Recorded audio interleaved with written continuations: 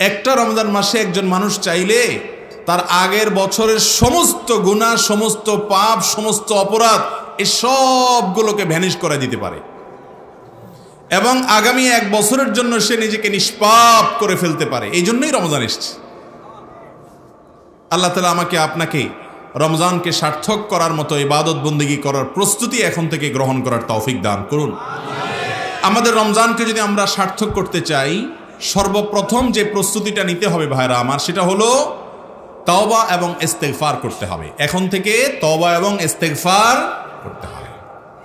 তওবা আর ইস্তেগফার কি আমরা জানি।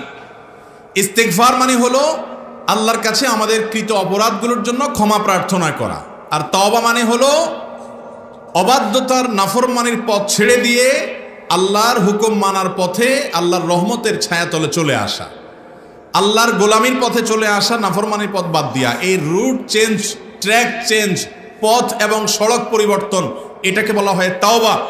আর আগের কৃতকর্মের জন্য লজ্জিত হয়ে ক্ষমা প্রার্থনা করাকে বলা হয় ইস্তেগফার। আল্লাহ রাব্বুল আলামিনের নিয়ম হলো, সুন্নাহ হলো যে আল্লাহ রাব্বুল আলামিন আগের কোনো অপরাধ থাকলে সেই অপরাধগুলো অপরাধী হওয়ার কারণে অনেক সময় আল্লাহর রহমত থেকে মাহরুম হয়, বঞ্চিত হয়। অনেক কাজ আছে যে কাজগুলোর কারণে আল্লাহর লানত বর্ষিত হয়, তার মানে আল্লাহর রহমত থেকে দূরে সরে। আর আল্লাহর রহমত থেকে দূরে সরার কারণে রমজান মাসে ইবাদতের মাধ্যমে, আমলের মাধ্যমে আপনার অ্যাকাউন্টকে পরিপূর্ণ করার, রিচ করার, সমৃদ্ধ করার যে সুবর্ণ সুযোগ তৈরি হয়, এই সুযোগ থেকে বঞ্চিত হয় পাপিষ্ঠরা। বছর জুড়ে অপরাধ করে করে, হারাম করে করে আল্লাহর রহমত পাওয়ার উপযুক্ততা হারিয়ে ফেলেছে, আল্লাহর রহমত থেকে দূরে সরে গেছে, লানতের উপযুক্ত হয়ে গেছে। ওই জায়গা থেকে একজন ইমানদার রমজানের আগে আগে সরে এসে নিজের আগের অপরাধগুলোর জন্য ক্ষমা চেয়ে নতুন করে ইবাদতের জন্য মানসিকতা তৈরি করে সদিচ্ছার কথা আল্লাহকে জানিয়ে হালখাতা যদি করে নিতে পারেন, তাহলে আগেরগুলো মাফ হলে নতুন করে আল্লাহ তাআলা তৌফিক দিবেন ইনশাআল্লাহ।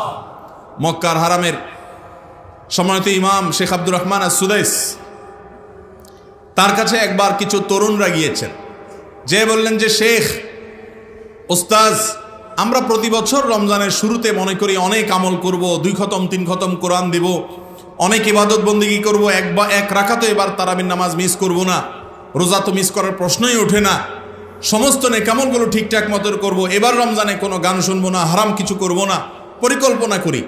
কিন্তু আলটিমেটলি হয়ে ওঠে না। দেখতে দেখতে রমজান শেষ হয়ে যায়। শেষের দিকে আসলে একটু খারাপ লাগে, আফসোস লাগে, হায়রে শেষ হয়ে গেল, কিন্তু চলে যায় আবার যেই সেই। এই অবস্থাটা কেন হয় এবং এর থেকে উত্তরণের উপায় কি? তখন তিনি তাদেরকে বলেছিলেন, বাবারা, আগের যদি কোনো পাওনা কারোর কাছে থাকে, সেই পাওনাটা পরিশোধ করার পর নতুন করে কিছু চাইতে হয়। এটা হলো নিয়ম।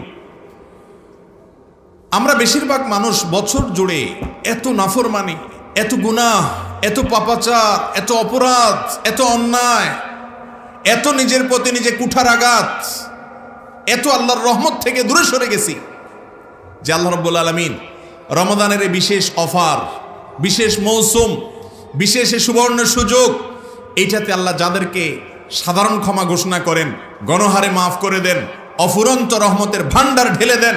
কপাল পড়া যারা হয়ে আছে আগে থেকে, তারা সেগুলো পায় না। এই জন্য বাবারা, আগের সমস্ত পাপ থেকে, অপরাধ থেকে রমজান আসার আগে আগে আল্লাহর কাছে ক্ষমা চেয়ে, মাপ চেয়ে, ইস্তেগফারের মাধ্যমে আগেরগুলোকে হালখাতা করে মাফ করে নিয়ে নতুন করে আল্লাহর রহমতের উপযুক্ততা তৈরি করতে হয়। তাহলে ইনশাআল্লাহ রমজান ইবাদতের তৌফিক হবে।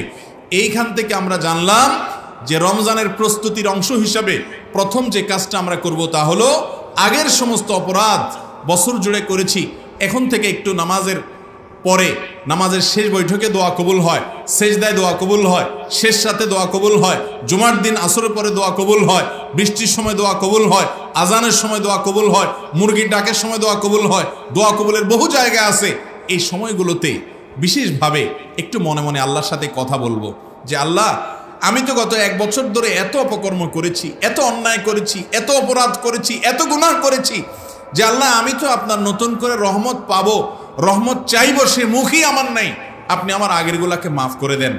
আমাকে এই যে রমজানটা আসছে, এই রমজানটা হতে পারে জীবনের শেষ রমজান। কত মানুষ, কত যুবক, কত বৃদ্ধ, কত মধ্যবয়স্ক, কত নারী, কত পুরুষ, কত শিশু, কত মানুষ চেনা অজানা গত রমজানে আমাদের সাথে ছিলেন, এই রমজানে নাই চলে গেছেন।